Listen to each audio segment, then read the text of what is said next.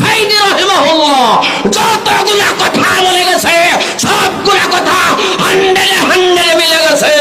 কথা বলেন ঠিক কিনা?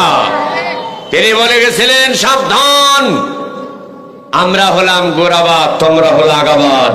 গোড়ার থেকে এমন ভাবে ঝাঁকি মারবো, মামু বাড়ি দিল্লি গিয়ে পড়বা।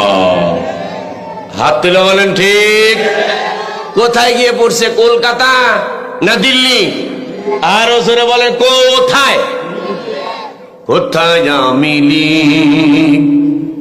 কোথায় কাদের কাকা, কোথায় গেল ওই জালিমের গরম গরম কথা।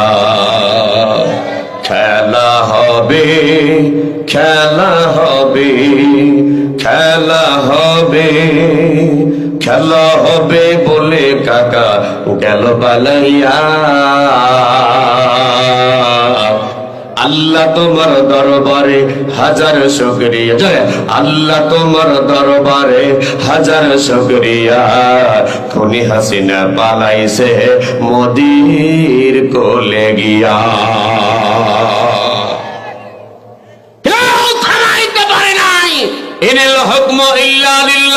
জমিন যার হুকুম চলবে তার, আল্লাহর জমিনে আল্লাহর হুকুম চলবে।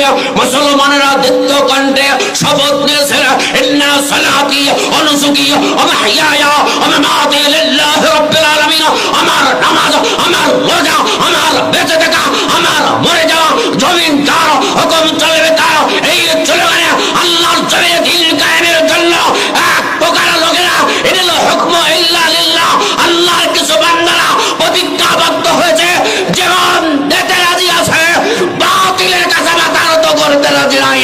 দুটি হাত তুলে কথা বলেন ঠিক কিনা?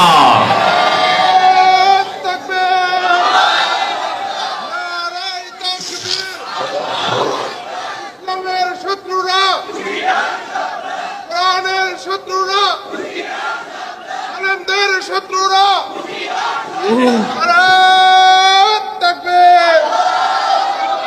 কি ভয় টয় খেলেন নাকি?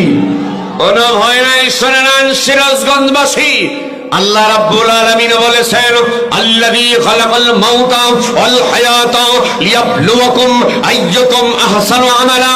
আল্লাহ বললেন, আমি আল্লাহ মওত আগে সৃষ্টি করেছি, হায়াত দিয়ে দুনিয়ার ভিতরে পাঠিয়েছি। অতএব শুনে নেন, মরতে যখন হবেই আল্লাহর জন্যই মরব, বাঁচতে হলে আল্লাহর জন্যই বাঁচবো।